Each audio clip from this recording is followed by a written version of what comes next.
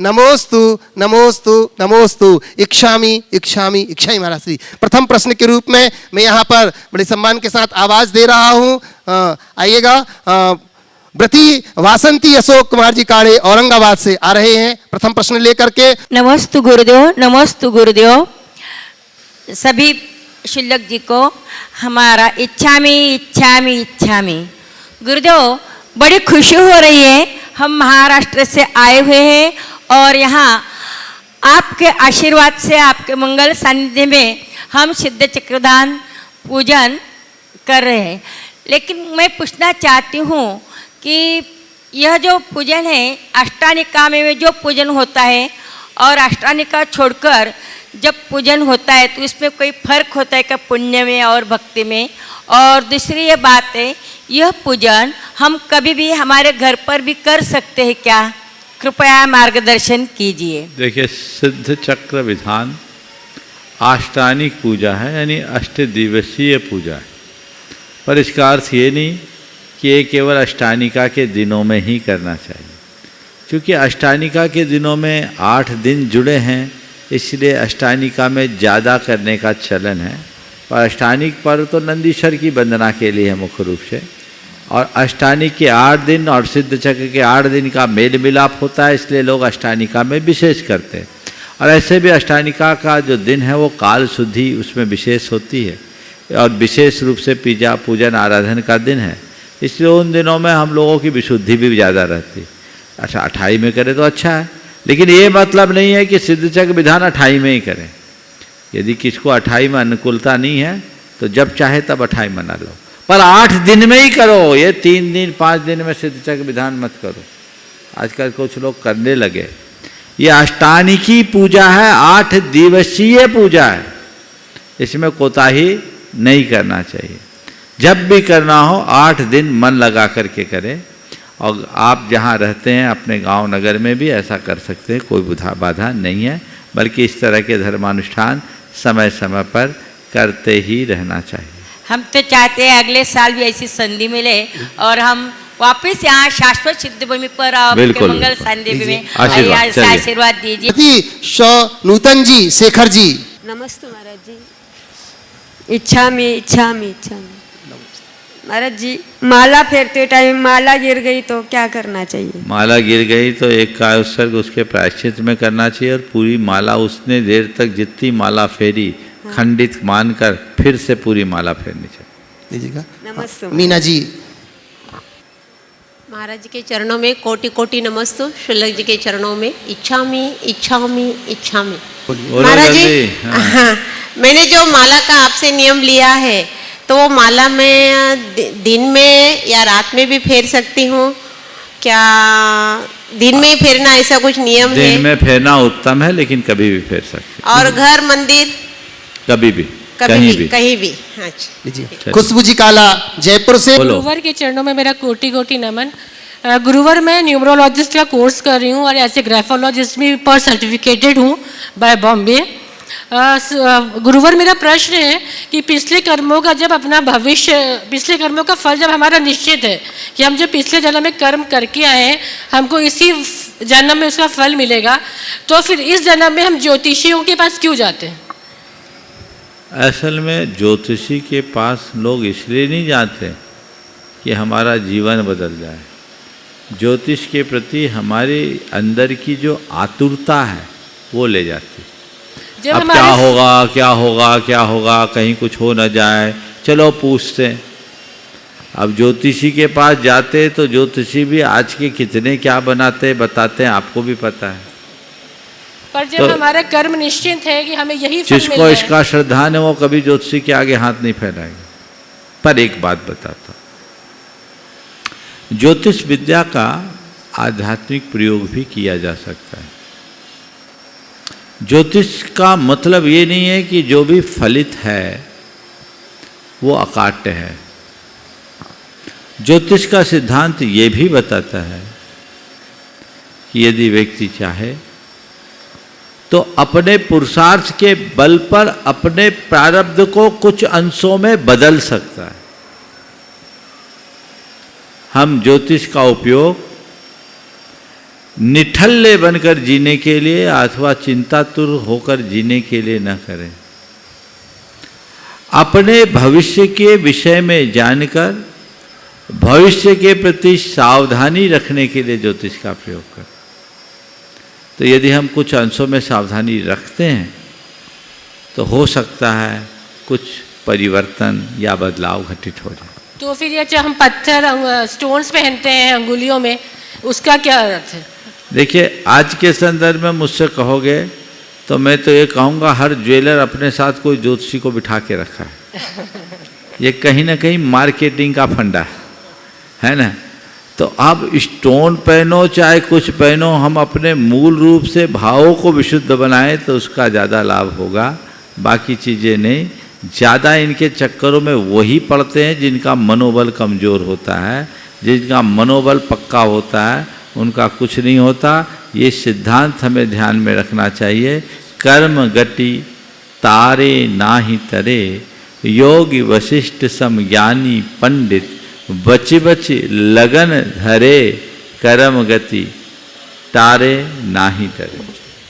गुरु और बहुत बहुत धन्यवाद। मेरा एक प्रश्न और है कि प्रातःकाल वंदना के बाद हम लास्ट में होता है 36 बार नमोकार बोले, तो हम ये 36 बार ही क्यों बोलते हैं? 9 बार, 27 बार, 48 बार?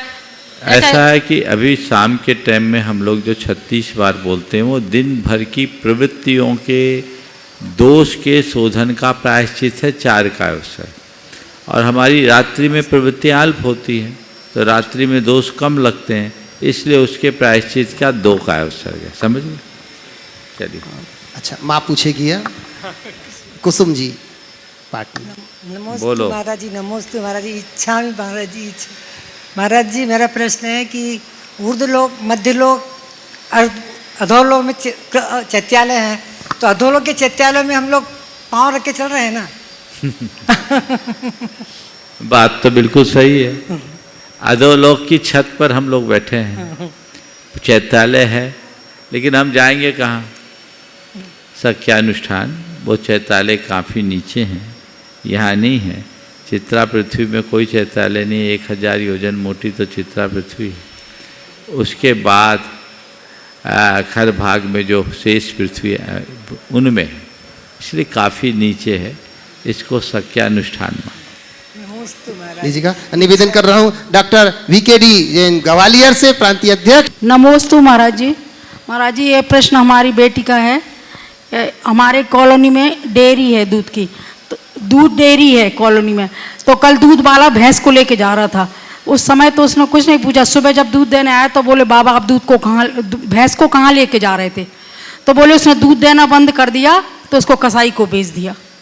तो इतनी दुखी हुई कि क्या होता है, महाराज जी से पूछो कि गायों के संरक्षण के लिए तो बहुत सारी गौशालाएं हैं, पर भैंसों के लिए कुछ नहीं हो सकता क्या? नहीं, हमें गाय भैंस सबको रखना चाहिए। बहुत सारी गौशालाओं में गायों के साथ भैंस भी है। यदि सुलभ हो तो ये व्यवस्था करनी चाहिए। अब जितना शक्य है उतना ही है, लेकिन जो लोग दूध लेते हैं उनको चाहिए कि अपने डेयरी के संचालकों को इस बात के लिए मोटिवेट करें और लोग अपनी उदारता का परिचय दें कि भाई तुम हमसे दाम ज़्यादा ले लो, पर ऐसे कसाईयों के पास मत बेचो जिनसे तुमने कमाया। उनको ही हत्या करना एक बहुत बड़ा पाप है। उनको मोटिवेट करेंगे तो जड़ पर ही नियंत्रण होगा, ज़्यादा अच्छा।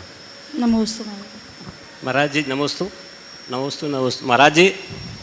आज के भौतिक युग में जहाँ पग पग पर सब कुछ भोग के साधन सुलभ हैं और सब कुछ खुलापन आ गया है, ऐसी स्थिति में ब्रह्मचर्य की साधना कैसे की जा सकती है? देखिए, ब्रह्मचर्य की साधना करने के लिए 2 काम करना। तमाम भौतिक और मानसिक परिस्थितियों से बचना जिससे यौन उद्रेक उत्पन्न होता, ऐसे निमित्तों से अपने आप को बचाना होगा। आध्यात्मिक दृष्टि अपने मन में जगानी हो।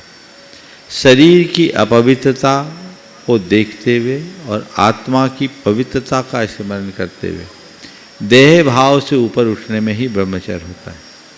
प्रारंभिक भूमिका में कम से कम शारीरिक संसर्ग से विरत होना, ये भी एक बड़ी बात है, इसका ध्यान रखें। नमोस्तु। लीजिएगा, पंडित जीवनधर जी शास्त्री जबलपुर से। नमोस्तु महाराज जी, नमोस्तु सभी शुल्लक जी को इच्छा में। महाराज जी, गणेश प्रसाद जी वर्णी जी महाराज जी की 150वीं जन्म जयंती का समय आ रहा है, तो गणेश दिगंबर जैन संस्कृत महाविद्यालय सागर के जो भी भूतपूर्व छात्र हैं, पूर्व छात्रों ने एक वर्णी संस्थान विकास सभा नाम का गठन किया है। कुछ युवा विद्वान जो हैं, हरीश शास्त्री, राजकुमार जी शास्त्री और चंद्रेश शास्त्री, इन लोगों ने तो जन्म जयंती मना रहे हैं। तो वर्णी जी का जो जन्म स्थान है जिस घर में, वो घर खरीद लिया है और पहले तो कम में बोला था, फिर उसने जितना मांगा उसमें ले लिया। हमारे संस्थान को महाराज जी आशीर्वाद प्रदान करें और बहुत बहुत हाँ, नमोस्तु महाराज। बहुत बढ़िया। चलिए लीजिएगा। निवेदन कर रहा हूँ गतिक चूड़ीवाल, शशिकांत जी चूड़ीवाल। नमोस्तु महाराज श्री। नमोस्तु नमोस्तु महाराज जी। तो मेरा प्रश्न है कि माता पिता मेरे को बहुत बार बोलते हैं बहुत सारी चीज़ करने के लिए, तो कभी कभी मेरा जो मन में मेरे को करने का मन नहीं होता है वो भी मेरे को करना पड़ता है। अगर नहीं करता हूँ तो मेरे को डांट खाना पड़ता है, तो उसका उपाय क्या है महाराज श्री? देखो, सबसे पहले तो ये बताओ, इस उम्र तक तुम्हें बहुत सारे ऐसे काम करने पड़े होंगे जो तुमने बिना मन के किए। हाँ महाराज श्री। थोड़ा सा पीछे जाओ और ये देखो, जो काम मैंने बिना मन के किए, माँ बाप की डांट खा कर के किए, वो मेरे लिए अच्छा था कि खराब? खराब। खराब? डांट खा के जो किए। नहीं, डांट खा के नहीं, जो काम किया वो सही था कि गलत? सही। तो इसका मतलब कि माता पिता ने अभी तक मेरे लिए जो भी कहा वो मेरे अच्छे के लिए कहा कि बुरे के लिए कहा? अच्छे के लिए। तो अच्छे के लिए कहा तो अब अपने को अब पक्का बनना चाहिए कि माँ बाप जो बोले उसे हमें मान लेना चाहिए। ठीक है महाराज। अब तेरे मम्मी पापा तेरे को कहेंगे मोबाइल मत देखो, गेम्स मत खेलो, ये मन को बुरा लगता है? जी महाराज। अब उसके बारे में डांट खा के तुम्हारी मोबाइल तुमसे छीन ली जाती है, फिर तुम्हारा मुंह बनता है ना, रोते हो, डांट खाते हो। लेकिन ये बताओ, तुम जैसे बच्चे अभी जिनकी उम्र पढ़ने और खेलने की है, ऐसे गैजेट्स में उलझ जाएंगे तो आगे बढ़ पाएंगे? नहीं महाराज। तो फिर क्या करना है? उन लोगों का, मम्मी पापा का बात मानना है और उनके जो बोलेंगे वो करना है। पक्का है ना? हाँ। हाँ। बनना है कि बिगड़ना है? हाँ। बनना है कि बिगड़ना है? बनना है। तो बनना है तो माँ बाप की बात मानो, तभी बन पाओगे। समझ गया? चलिए। ब्रह्मचारिणी सुधा दीदी जी, छत्रपति संभाजी नगर, महाराष्ट्र से। गुरुदेव के चरणों में बारंबार नमोस्तु। सब शुल्लक जी महाराज जी के चरणों में बारंबार इच्छा। गुरुदेव, मेरा प्रश्न है कि जैन द्वादशांग जिनवानी के कोई अंग में जैन मनोविज्ञान का विषय समाविष्ट है क्या? और लौकिक मनोविज्ञान और जैन मनोविज्ञान, इनमें कोई अंतर है? देखिए, हमारे शास्त्रों में मनोविज्ञान का वर्णन है। हमारे यहाँ जो कर्म सिद्धांत की प्रक्रिया है वो सब मनोविज्ञान से संबद्ध है। अच्छा। अगर हम तत्वार सूत्र के दूसरे अध्याय और 6वें अध्याय का विश्लेषण करें तो इसमें किसी न किसी रूप से हमारे मनोविज्ञान का ही वर्णन दिखता है। हमारे जितने भी अध्यात्म के ग्रंथ हैं वो भावनाओं पर है, कर्म सिद्ध, और भावनाओं पर जुड़े हुए जितने भी आध्यात्मिक ग्रंथ हैं, समय सार आदि, वो हमारे भावनाओं के परिवर्तन के लिए प्रेरित करते हैं। अच्छा। भावनाओं का बदलाव मनोविज्ञान का मूल लक्ष्य है। अच्छा। तो मनोविज्ञान शब्द स्पष्टतया कहीं नहीं है, क्योंकि हमारे शास्त्रों में जीव विज्ञान की बात कही। मन जीव का एक अंग है, मन की चर्चा है, हम उन ग्रंथों से निकाल करके बहुत आसानी से समझ सकते हैं। और निश्चित जिस तरीके से हमारे भाव जगत की शुद्धि का विस्तार जैन मनोविज्ञान में बताया गया है, कई अर्थों में आधुनिक मनोविज्ञान से भी आगे है। हम जब इनको पढ़ेंगे तभी इसे समझ पाएंगे। अच्छा, नमस्ते। विकर्ष जी शास्त्री। कोटि कोटि क्षामी। मैं अपना प्रश्न रखूं उसके पूर्व 4 पंक्तियां निवेदित करना चाहता हूं कि मिला सत्संग जैन संत जैन गुरुओं का, हर पल जिंदगी सुहानी बन जाती है। पूज्य गुरुदेव के पास जब मैं आया और उसके बाद मुझे एक अलग ही पहचान मिली, और गुरुदेव के पास आकर के क्या हुआ कि मिला सत्संग जैन संत जैन गुरुओं का, हर पल जिंदगी सुहानी बन जाती है। और चरण ये पड़ जाएं जहां जैन संतों के, मानो वहीं एक राजधानी बन जाती है। बोलत बचन हित मित प्रिय मन लागे, वही एक दिन जिन वाणी बन जाती है। और धन्य है वो नर सदा और जिनके सिर पे हाथ है, ऐसे मानुजों की जिंदगानी बन जाती है, ऐसे मानुजों की जिंदगानी बन जाती है। पूज्य गुरुवर के चरणों में नमन करते हुए कहते हैं गुरुदेव, बुंदेलखंड में एक कहावत है कि जी को जौन स्वभाव जाए ना जी से, और नीम ना मीठी होए खाओ गुड़ घी से, कि जिस व्यक्ति का जैसा स्वभाव वो बदलता नहीं है। लेकिन एक और ये भी कहते हैं कि हमारा स्वभाव क्षमा है, मार्दव है, आर्जव है, शौच है, जबकि ये सब जो क्रोध मान माया लोभ ये सब विभाव हैं। तो ये कौन सा स्वभाव है कि गुरुदेव जो हम अपने मन में सच्चे स्वभाव को प्राप्त करें, ऐसा क्या? देखिए, जाको जो स्वभाव न जाए जी से, नीम न मीठी होए चाहे सींचो गुड़ घी से। ये जिस संदर्भ में बात कही गई है वो अलग। इसका मूल संदर्भ व्यक्ति की जो प्रवृत्ति है उससे, जो हमारी प्रवृत्ति है, आदत है, जिस तरह का व्यवहार लोग करते हैं अपने स्वभाव के आश्रित, यहाँ उससे संबंध है। और जो क्षमा मार्दव आदि भावों को या आत्मा के ज्ञाता दृष्टा स्वभाव की बात करते हैं, वो हमारी आत्मा के शाश्वत स्वभाव की बात। हमारी आदत, हमारी प्रवृत्तियाँ साधारण रूप से बदलती नहीं, और हमारा जो शाश्वत स्वभाव है वो विनष्ट नहीं होता। जल का स्वभाव शीतलता है, वो शाश्वत है। पानी को कितना भी गर्म कर दो, शीतल होने की शक्ति उसमें बनी रहती। हम जिस कारण से पानी गर्म हुआ उसे हटा दे, पानी तत्क्षण ठंडा हो जाए। समझ गए? तो जल का जो स्वभाव है शीतलता, वो उसका अपना स्वभाव है। जो पर निमित्त से होता है उसको बोलते हैं विभाव, और जो बिना पर निमित्त के होता है उसको बोलते हैं स्वभाव। तो यहाँ स्वभाव से तात्पर्य जो स्वाश्रित है और शाश्वत है वह। लीजिएगा मधुमती जी, रमेश कुमार जी बढ़ मालेगांव से। संस्कृत सिद्ध चक्र विधान की विशेषता और महत्व क्या है और इसकी फल निष्पत्ति क्या है? यह विधान कब और कहाँ करना है, ये तो बताया आपने। देखिए, संस्कृत सिद्ध चक्र विधान के बारे में मैंने अनेक बार मार्गदर्शन दिया है। अब मैं समझता हूँ उसी से प्रेरित होकर के आप लोग यहाँ हैं। ये परिवार अपने प्रयासों से यहाँ संस्कृत का विधान कर रहा है, और पूरा परिवार 12-15 व्रती लोग आकर कर रहे हैं। बहुत अच्छी बात। आप खुद इस चीज़ का अनुभव करते होंगे कि इस विधान में पूरा कीर्तन हो जाता है। हर मंत्र को 9 बार उच्चारित करने से पूरा त्रियोग उसमें लग जाता है। बाकी हिंदी आदि के विधान में उतने भाव नहीं लगते, तो इसका धन्यात्मक प्रभाव भी पड़ता है, इसमें विशुद्धि बढ़ती है। इसलिए मैं मानता हूँ कि इसका पुण्य लाभ विशेष है। नमस्ते। श्रीमती निधि जी जीत जैन भोपाल से। परम कृपालु दयालु गुरुवर के चरणों में कोटि कोटि नमन, कोटि कोटि आभार।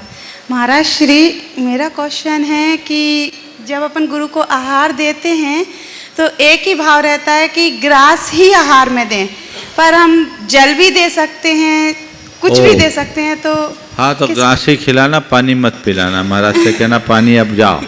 तो महाराज सबकी भावना रहती है, सब मिला के आहार है। चलिए, अब एक भाई अम्मा जी थी, अब वो उनने रोटी दी, बोले हमको सब्जी भी देना है। भीड़ बहुत थी, इशारा किया, बोले नहीं महाराज सब्जी भी लेने दो, नहीं तो मुझे रूखी रोटी मिलेगी। अब ये भावना है, क्या कहें। चलिए। हाँ। रेखा जी, सुनील जी गुणायतन CFO। गुरुदेव के श्री चरणों में बारंबार नमोस्तु नमोस्तु नमोस्तु। शुल्लक श्री के चरणों में बारंबार इच्छामी इच्छामी इच्छामी। महाराज श्री, हम अपने अधिकार और कर्तव्य में किस प्रकार से सामंजस्य बनाएं कि आपस में मनमुटाव न हो और सामने वाला कार्य भी कर ले और वे हमारे अधिकारों को भी चैलेंज ना कर सके। हम आपके वाक्य को थोड़ा सा परिवर्तित करके इसका समाधान देना चाहेंगे। हम अपने अधिकार और कर्तव्यों में समन्वय कैसे बनाएं? एक वाक्य में कहता हूँ, दूसरों के प्रति स्वयं के कर्तव्य और उनके अधिकार को ध्यान में रखें। दूसरों के प्रति स्वयं के कर्तव्य और उनके अधिकार को ध्यान में रखें, समझ गए? और दूसरों के अधिकार और अपने कर्तव्य को ध्यान में रखें। हम ये ना देखें कि सामने वाले के प्रति मेरा अधिकार क्या है, हम ये देखें कि उसके प्रति मेरा कर्तव्य क्या है।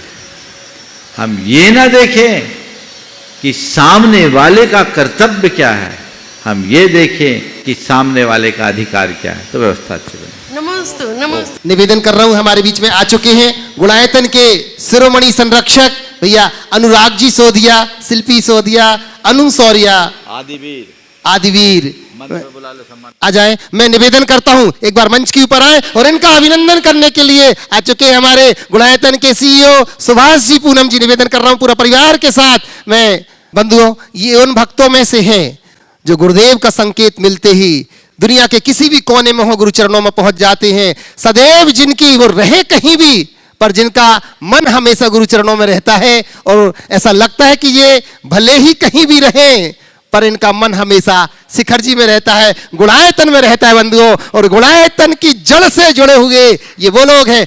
बहुत बहुत जोरदार तालियां बजा करके बहुत बहुत अभिनंदन करते हैं भैया अनुराग जी शोधिया पूरा परिवार। और अपना प्रश्न रख रहे हैं बिटिया पूरे परिवार के साथ। मेरे हितोपदेशी गुरुवर के चरणों में बारंबार नमोस्तु।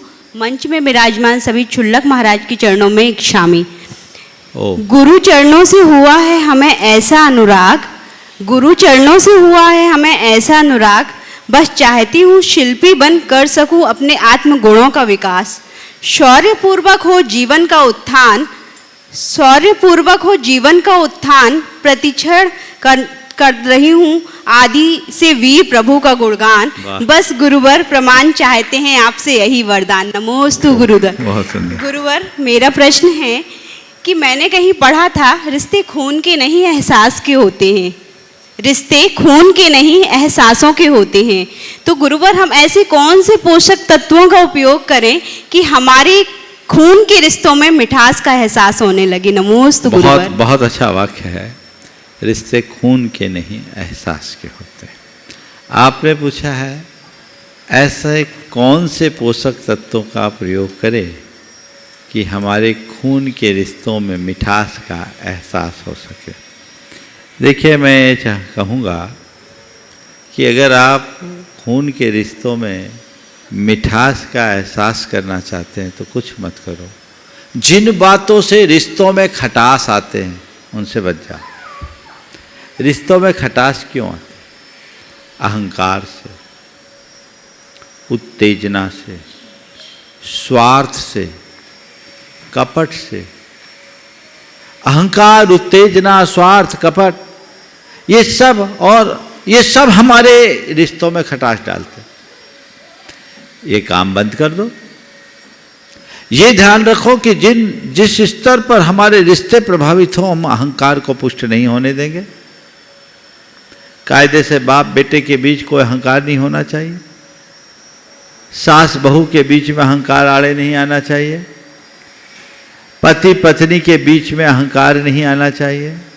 भाई भाई के रिश्तों के मध्य में अहंकार नहीं आना चाहिए। यदि इस तरह से हम सोच करके चले तो हमारे रिश्तों में अपने आप माधुर्य आएगा। अहम और उत्तेजना से बचना चाहिए। प्राय व्यक्ति भावात्मक आवेग में ऐसे वचनों का प्रयोग कर लेते हैं, ऐसा व्यवहार कर लेते हैं कि वह कई बार व्यक्ति के हृदय को चुभ जाती है और वह सारे रिश्तों को तार तार बना देते। तो हमें इनसे बचना है, इस पर अंकुश लगाना है। तो अहम, उत्तेजना, स्वार्थ और कपट, इनसे बचे और प्रेम, आत्मीयता, परस्परता और बंधुत्व की खुराक लेना शुरू करें। रिश्तों में मिठास ही मिठास का एहसास होगा। मेरे हितोपदेशी गुरुवर के चरणों में कोटि कोटि नमन और क्षुल्लक महाराज जी को कोटि कोटि इक्षामि। मेरा प्रश्न यह है कि मैं अभी मेरी दादी के साथ जिन तत्व विद्या का स्वाध्याय कर रही हूँ और उसमें मैंने पढ़ा है कि जो सूरज, चंद्रमा अर्थात और प्लैनेट्स हैं वो सारे ज्योतिष देव के विमान हैं। तो और जो एस्ट्रोनॉट्स हैं वो तो मून में जा रहे हैं और मार्स पे भी अभी एक मशीन भेजी गई है, तो वो कहाँ जा रहे हैं? देखो, बिल्कुल सही बात है। जब भी हम जैन भूगोल की बात करेंगे और वर्तमान भूगोल और खगोल की बात करेंगे, इनमें असमानता है। इसके विषय में मैंने अनेक बार बात कही है। बात दरअसल ये है कि हमारे शास्त्रों में जो बात लिखी है वह भी सही है और विज्ञान जिस बात को कहता है वह भी अपनी जगह सही है। दोनों की अवधारणा में अंतर है। समझ गए क्या अंतर है? विज्ञान वर्तमान विश्व की बात करता है और हमारे शास्त्रों में जो उल्लेख है वो वहाँ का है ही नहीं जहाँ हम रह रहे हैं। हमारे शास्त्रों में दो प्रकार की धरती है, एक शाश्वत और दूसरी अशाश्वत। जो शाश्वत धरा है वह शाश्वत है, उसमें कुछ भी बदलाव नहीं होता। लेकिन भरत और ऐरावत क्षेत्र के आर्यखंड की धरती अशाश्वत है। इसमें काल के प्रभाव से वृद्धि ह्रास होता है। जब ये धरती भोग भूमि के काल में थी, सपाट थी, इसमें एक भी पर्वत, नदी, नाले आदि के नहीं थे। भोग भूमि से कर्म भूमि के रूप में परिवर्तित होते समय ये धरती 1 योजन ऊपर उठ गई। तो 1 योजन ऊपर उठने से इसमें अनेक क्षुद्र पर्वत, छोटे छोटे पर्वत और उपसमुद्र प्रकट हो गए, जिससे शेष जम्बूद्वीप से इसका कनेक्शन कट गया। मुझे लगता है, हालांकि हमारे शास्त्रों में ये सब नहीं है क्योंकि वो सारे शास्त्र नष्ट हो गए, पर ऐसी संभावना दिखती है कि धरती का 1 योजन ऊपर उठना बहुत मायने रखता है और पूरे के पूरे भरत क्षेत्र के आर्यखंड का। तो एक बहुत बड़ा भूखंड 1 योजन ऊपर उठा तो एक बहुत बड़ा प्राकृतिक परिवर्तन हुआ। उससे शक्ति का प्रस्फोट हुआ होगा। एक छोटा सा भूकंप आता है, एक हल्की सी ज्वालामुखी होती है, कितनी एनर्जी निकलती। तो पूरा का पूरा भरत क्षेत्र का आर्यखंड जब उठा होगा तो कितनी एनर्जी हुई होगी। हो सकता उससे प्लैनेट्स बन गए हो और हो सकता उसी के कारण इस धरती के इस भाग ने ग्लोबल सेफ ले लिया हो। तो ये भी एक संभावना दिखती है। इसलिए हम न तो विज्ञान की बात को नकारना चाहते हैं और न ही शास्त्र की बात को गलत साबित करना चाहते हैं। विज्ञान तो सब चीज़ें सैटेलाइट से पिक्चर दिखा रहा है, वो अपनी जगह सही है और हमारे शास्त्र में कोई बात गलत नहीं लिखी गई, ऐसा हमारा श्रद्धान है। पर जो बातें हैं जहाँ हम हैं वहाँ की नहीं है, ऐसा समझना। समझ गया? चलिए, निवेदन कर रहा हूँ दिल्ली से कीर्ति जी। कीर्ति जी, बहन अंजू जी। नमोस्तु भगवान। सभी क्षुल्लक महाराज जी के चरणों में इच्छामि। गुरुदेव, क्या बिना श्रद्धान के, बिना आचरण के सच्चा श्रद्धान हो सकता है? बिना आचरण के क्या सच्चा श्रद्धान हो सकता है? और यदि नहीं तो फिर सम्यक दर्शन कैसे हो? बिना आचरण के सच्चा श्रद्धान हो सकता है। श्रद्धान तो हो सकता है, पर कोई जरूरी नहीं कि जैसा हमारा श्रद्धान है वैसा आचरण हो ही। पर गुरुदेव, अगर हम आचरण बता रहा हूँ, आत्मा और अनात्मा की भिन्नता का श्रद्धान सराग अवस्था में भी होता है, पर आत्मा और अनात्मा की भिन्नता का एहसास बीतराग अवस्था में होता है। सराग अवस्था में जैसा श्रद्धान है वैसा आचरण नहीं होता। बीतराग अवस्था में जैसा श्रद्धान है वैसा आचरण। नमोस्तु भगवान। अंजू जी। नमोस्तु गुरुदेव और सभी क्षुल्लक महाराज जी के चरणों में इच्छामि। गुरुदेव, छठे काल के अंत में जो 7 कुवृष्टियाँ होगी और उससे जो प्रलय आएगी वो तो काल का प्रभाव होगा, पर आज के इस युग में जो धरती पर कीटनाशक दवाइयों का छिड़काव हो रहा है और जिससे पूरी धरती विष का रूप धारण कर चुकी है, तो उसके लिए दोषी कौन? क्या जो छिड़काव कर रहे हैं या जो उसका उपयोग कर रहे हैं या जो उसका व्यापार कर रहे हैं? नमोस्तु गुरुदेव। अगर देखा जाए तो तीनों ही इसके दोषी हैं और ये महापाप है और पूरी की पूरी धरती को जला रहे, राख बना रहे। जो उसका उत्पादन कर रहे हैं, जो उसका व्यापार कर रहे हैं, जो उसका छिड़काव कर रहे हैं और जो उसका उपयोग कर रहे हैं, सब ही प्रत्यक्ष अप्रत्यक्ष रूप से इसके दोषी हैं। इसलिए आप सरकार भी चाहती है कि हम प्राकृतिक खेती को ऑर्गेनिक खेती को बढ़ावा दें, जो हमारी पारंपरिक खेती उसको हम बढ़ावा दें, जो हमारे स्वास्थ्य के लिए भी अनुकूल होगा, प्रकृति के लिए भी अनुकूल होगा, तो एक अच्छा रास्ता बने। नमस्ते गुरुदेव। निवेदन कर रहा हूँ, हेमंत भाई जी है, जिग्नेश भाई जी और किरीट भाई जी प्रश्न कर रहे हैं। पूज्य महाराज जी के चरणों में नमोस्तु नमोस्तु नमोस्तु। पूज्य सुलग महाराज जी के चरणों में इच्छामी इच्छामी। महाराज जी, पूज्य गुरुदेव के औरा में जब भी जाते हैं, कोई कार्य करते हैं, वहाँ रहते हैं, तो जो ऊर्जा होती है उससे इतना महसूस होता है कि कोई भी कार्य आसान से ही लगते हैं, और जब भी गुरु जी की औरा में से दूर हो जाते हैं तो काया भी एकदम निरुत्साह हो जाती है और ऊर्जा भी कम हो जाती है। तो इसका कारण क्या है? भाई सीधी सीधी बात है, महान आत्माओं की शक्ति सबकी प्रेरणा का आधार बनती है। उनका ओरा प्रबल है और हमारी श्रद्धा गहरी है। ओरा का अपना प्रभाव, और उसके चरणों में जाते तो हमारी श्रद्धा और बलवती हो जाती है। तो खेल श्रद्धा का भी बहुत है। जिनकी श्रद्धा प्रगाढ़ होती है उनके लिए दुरूह कार्य भी आसान होता है, और जिनकी श्रद्धा दुर्बल होती है उनके लिए सरल काम भी दुरूह हो जाता है। नमोस्तु लीजिएगा। और बंधुओं, मैं निवेदन कर रहा हूँ मंचासीन हमारे बीच में पूज्य चुल्लक श्री सुभग सागर जी महाराज के चरणों की वंदना करती हुई निवेदन कर रहा हूँ। मुनिवर के चरण में बारंबार नमोस्तु नमोस्तु नमोस्तु। महाराज जी, आज की कक्षा में पढ़ा कि जो समाधि पूर्वक मरण करता है वो स्वर्ग को प्राप्त होता है, और एक तरफ ऐसा देखा जाता है कि व्यक्ति जीवन भर कैसा भी जिए और कैसा भी मरण को प्राप्त हुए, तो वो किस गति में गया वो तो हमें पता नहीं, लेकिन जब फोटो बनती है तो फोटो में स्वर्गवासी लिखा जाता है ऐसा। तो महाराज जी, हमारा प्रश्न ये था कि वास्तविक फोटो में स्वर्गवासी लिखने में और ऐसे स्वर्ग प्राप्त करने में अंतर तो है, तो वास्तविक स्वर्ग प्राप्त करने के लिए कैसा पुरुषार्थ किया जाए, कृपया मार्गदर्शन। बहुत अच्छा भाव महाराज ने प्रकट किया है कि शास्त्रों के अनुसार तो समाधि करने वाले ही सच्चे अर्थों में स्वर्ग जाते हैं, पक्के तौर पर जाते हैं। लेकिन भारत में एक परंपरा है, जो भी मरता है सबको स्वर्गवासी बना दिया जाता है। तो मैं पहली बात तो ये कहूँगा, ये भारत की उदारता है कि व्यक्ति की दुर्दिनों में सहानुभूति रखो।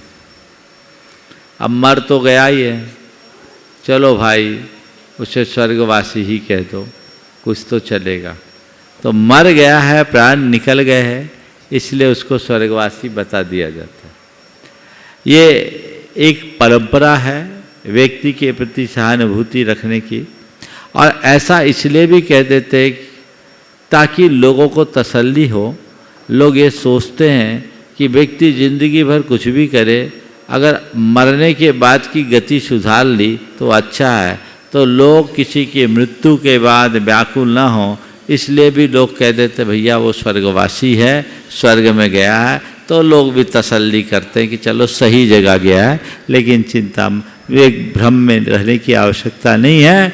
आजकल स्वर्ग में लोग कम जाते हैं, नरकों में भीड़ ज़्यादा है। इसलिए करनी अच्छा करो। यथार्थ में स्वर्गवासी कौन करता है, कौन बनता है?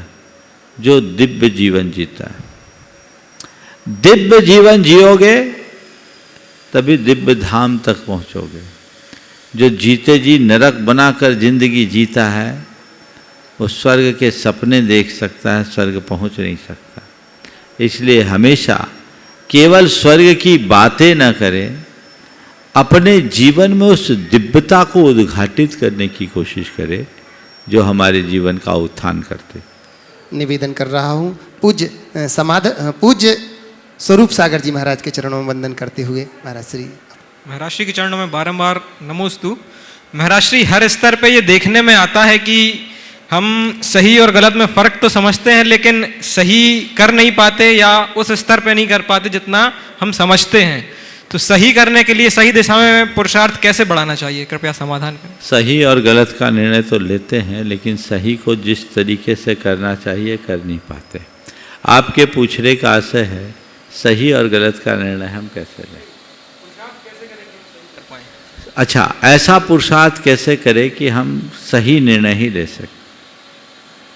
एक युवक किसी सफलतम व्यापारी के पास गया, उससे पूछा आपकी सफलता का राज क्या है। जवाब दिया सही निर्णय। सही निर्णय। सामने वाले ने दूसरा प्रश्न किया, आपने सही निर्णय की सामर्थ्य कहाँ से पाई। सही निर्णय की सामर्थ्य कैसे पाई। उत्तर दिया अनुभव। सामने वाले ने तीसरा प्रश्न खड़ा किया कि आपने ये अनुभव कैसे पाया। सामने वाले ने जवाब दिया गलत निर्णय। वो हैरान रह गया, ये क्या बोल रहे हैं, गलत निर्णय से सही निर्णय का अनुभव कैसे। तो उन्होंने जो जवाब दिया, मैं समझता हूं आज के सवाल के उत्तर में सबसे उपयोगी हुआ। उसने कहा कि मैंने अपने प्रत्येक गलत निर्णय की समीक्षा की और तय किया अब जब कभी ऐसी सिचुएशन होगी ऐसा निर्णय नहीं लेंगे, और नतीजतन मैंने सही निर्णय लेने की क्षमता हासिल कर ली। कोई भी मनुष्य अपने आप में परिपूर्ण नहीं है, कमियां हर किसी में हैं, लेकिन यदि व्यक्ति चाहे तो अपने जीवन में बहुत बड़ा बदलाव घटित कर सकता है, अपने अंदर सुधार प्रकट कर सकता है। तो हमें जब कभी गलतियां हों तो गलतियों से सीख लेना चाहिए और गलतियों को सुधारना चाहिए। हमारा मनोबल बढ़ेगा, आत्मविश्वास बढ़ेगा। प्राय आत्मविश्वास के अभाव में लोग सही निर्णय नहीं ले पाते, और अगर व्यक्ति धीरे धीरे लेने लगे, आत्मविश्वास प्रगाढ़ होगा तो आदमी सही निर्णय ले सकता है। एक बहन जी बहुत परेशान थी, मैं भीलवाड़ा में था तब की बात। उसने कहा महाराज जी मैं कोई निर्णय नहीं ले पाती, मुझे लगता है मेरे सारे निर्णय गलत हैं। तो कई बार लोगों को समझाने के लिए हम लोगों को कई ट्रिक अपनाना पड़ता है। मैंने कहा एक काम करो, तुम कुछ मत करो, तुम एक मंत्र का जाप करो। मैं पार्श्वनाथ भगवान की जाप बताता हूं, और जो भी निर्णय लेना हो 9 बार इस मंत्र का जाप करना, ओम ह्रीम अरहम श्री पार्श्वनाथ जिनेन्द्राय नमो नमः, और फिर निर्णय लेना, देखना कैसा चमत्कार होता है। और एक काम करो, 1 महीने बाद मुझसे मिलो और अपने हर निर्णय की समीक्षा करके आना। उसने मेरी बात को अपनाया। महीने भर बाद वो आई और कहा महाराज जी अब तो चमत्कार हो गया। बोले क्या। पहले मुझे निर्णय लेने में डर लगता था, अब मुझे निर्णय लेने में कोई दिक्कत नहीं। मुझे ऐसा लगता है कि बस आपका आशीर्वाद मेरे ऊपर है और मैं निर्णय लूँगी सही होगा। हमने कहा ये बताओ इस दौरान तुमने कितने निर्णय लिए। बोले मैंने महाराज 5 फैसले किए। हम बोले उसमें कितने सही थे। उसने कहा 4। हम बोले दुनिया के सफलतम लोगों में बहुत कम होता है कि 80% निर्णय सही हो। ये क्षमता तुम्हारे अंदर थी, पर तुम्हारे मन की शंका तुम्हें रोके हुए थी। मैंने कोई चमत्कार नहीं किया। मैं नमोकार भी बोल सकता था, पर मुझे पता था तुमको कहते कहते ये तो जपते ही तुम्हारा श्रद्धान ही नहीं है। तो हमने क्या किया, तुम्हारे कॉन्फिडेंस को जगाने के लिए एक काम किया। तुम्हारा विश्वास जग गया, काम हो गया। तो आत्मविश्वास से लवरेज रहे और भगवान का नाम लेकर निर्णय ले। गलतियां हो जाए तो उससे सीख ले और अपने भीतर ऐसा मादा जगाए कि अपने गलत निर्णय को भी सही में परिवर्तित कर सके, तब जीवन में आगे बढ़ सके। निवेदन कर रहा हूं मंचासीन पूज्य क्षुल्लक श्री चिद्रूप सागर जी महाराज के चरणों में वंदन कर। पूज्य मुनि श्री के चरणों में बारंबार नमोस्तु। महाराज जी समदभद्र महाराज जी ने संभवनाथ भगवान की स्तुति करते हुए 2 लाइन कहीं कि तुम संभवा संभव तरुषर हो गई संतप्य मानस जनस्य लोके आसी रिहा कस्मिक ए वैद्यो वैद्यो यथानाथ रुजाम प्रशांते। कि हे संभवनाथ भगवान, जिस तरह वैद्य सांसारिक जीवों को रोगों से मुक्ति दिलाता है, उसी प्रकार आपने संसारी जीवों को तृष्णा रूपी रोगों से मुक्ति दिलाकर उन्हें शांति प्रदान की है। तो हे महाराज जी, आपने भी सभी हम सब जीवों को इस शारीरिक और मानसिक कष्टों को दूर करने के लिए भावना योग रूपी औषधि दी है। तो महाराज जी, प्रश्न है कि आज के तनावग्रस्त जीवन में व्यक्ति को तनाव दूर करने के लिए भावना योग से माइंड में क्या कमांड दी जानी चाहिए? क्या शिविर जो लग रहा है 26, 27, 28 को, इसमें भी इस विषय में कुछ है क्या? देखिए, बिल्कुल सही बात कही है। भगवान हमारे लिए आकस्मिक वैद्य की तरह,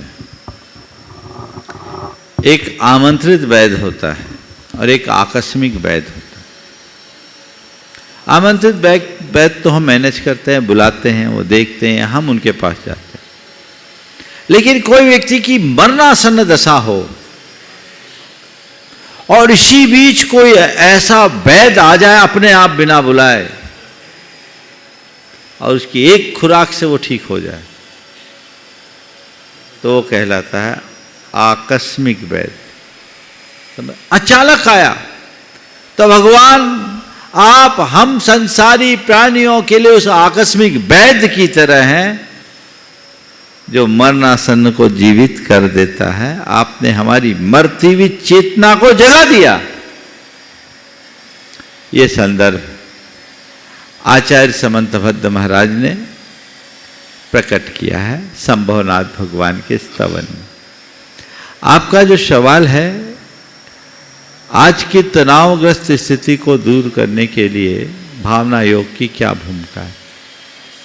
भावना योग एक अभिनव प्रयोग है और आप सब लोग वर्षों से उससे परिचित हैं। जिन लोगों ने भावना योग का लाभ लिया है, प्रयोग किया है, उनके जीवन में बड़ा व्यापक बदलाव हुआ है। हर वर्ग के लोग, चाहे बच्चे हों या बड़े हों, स्त्री हों पुरुष हों, जैन हो अजैन हो, नियमित भावना योग का सुफल है। और भावना योग करने से तनाव, चिंता, अवसाद, डिप्रेशन, ये सब चीजें तो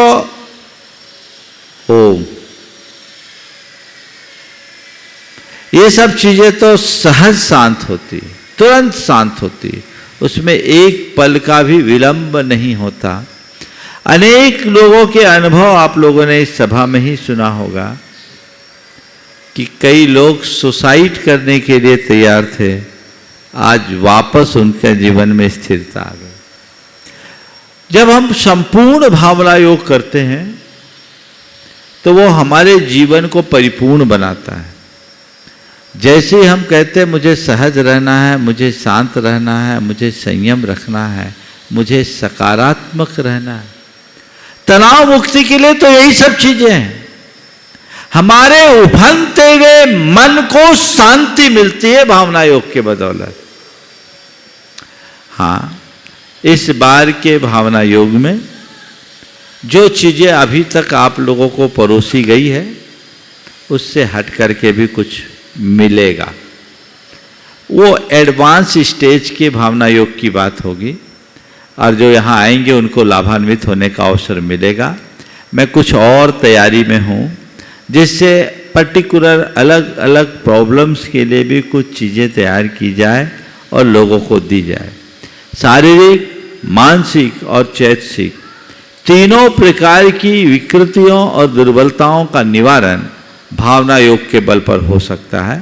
निश्चित शिविर में लगभग, जैसे मुझे जानकारी है, जितनी व्यवस्था थी लगभग नाम हो गए हैं। अब जितने का सौभाग्य होगा यहाँ आएंगे और लाभान्वित होंगे। और आप सब न केवल इसका प्रयोग कीजिए, अभी तो औरों को भी इसके लिए प्रेरित कीजिए। लीजिएगा, मैं निवेदन कर रहा हूँ हमारे बीच में समाधर सागर महाराज जी के चरणों में वंदन करते हुए अपना प्रश्न रख रहे हैं। पूज्य समाधर सागर महाराज जी, इच्छा। हे मुनिवर, आपके चरणों में नमस्तु। मुझे 3 बातें हैं, उत्तम, मध्यम, जघन्य। खेती को उत्तम माना है, मध्यम व्यापार को और जगह नौकरी को। वर्तमान में आज हमारी पीढ़ी पलायन कर रही है, अपने घर जो हैं वो सूने हो रहे हैं। तो ये वर्तमान में युवा पीढ़ी को बाहर से जाने से रोकने के उपाय समाधान करें। नमस्ते। देखिए, बात सही है। हमारे यहाँ जॉब करने की जगह जॉब देने की बात है। खेती सबसे उत्तम मानी गई, व्यापार को मध्यम और नौकरी को अधम। आजकल लोग नौकरी की ओर जा रहे हैं। एक युवक ने आज ही मुझसे एक सवाल किया कि महाराज जी, आचार्य महाराज का एक वीडियो मैंने सुना, उसमें आचार्य जी ने कहा कि नौकरी करने की अपेक्षा हमें नौकरी देना चाहिए। मैंने बिल्कुल ठीक कहा, ये तो हम लोग भी रोज़ कहते हैं। तो उसने कहा महाराज जी, व्यापार करने में तो बहुत छल कपट है, राग द्वेष है, नौकरी करने में तो कुछ नहीं, ईमानदारी से सारा काम है। मैंने कहा गलत। आप नौकरी कर रहे हो तो ये मत सोचिए कि निष्पाप हो रहे हो। व्यापार करोगे, आपका अपना व्यापार होगा। मैंने उसे जो समझाया, ये मानसिकता को बदलने के लिए, चूँकि समय अल्प है, मुझे समेटना। उत्तर प्रश्न बहुत अच्छा है महाराज जी का, लंबे विस्तार की आवश्यकता, लेकिन संक्षेप में बता रहा हूँ। मैंने कहा आप व्यापार करोगे तो केवल अपने व्यापार के पाप पुण्य से जुड़ोगे, जो तुम्हारा 10-5 करोड़ का टर्नओवर है उससे। पर किसी कंपनी में काम करोगे, 1000 करोड़ का टर्नओवर है, तो तुम्हारी उसमें सहभागिता है। और तुमने एक सॉफ्टवेयर बना करके दिया, और वो सॉफ्टवेयर कोई मांस की कंपनी ले रही है, कोई शराब की कंपनी ले रही है, वो जितना व्यापार करेगी उसमें तुम्हारा अप्रत्यक्ष भागीदारी है कि नहीं। ये कैसे मान लिए कि मैं नौकरी में निष्पाप हूं? नौकरी में भी पाप है। भूमिका के अनुसार सब है। समय हो गया है, इसलिए आज यहीं विराम ले रहा हूं। फिर कभी इस प्रसंग पर विस्तार से चर्चा करूंगा। बोलिए परम पूज्य आचार्य गुरुवर श्री विद्यासागर जी में।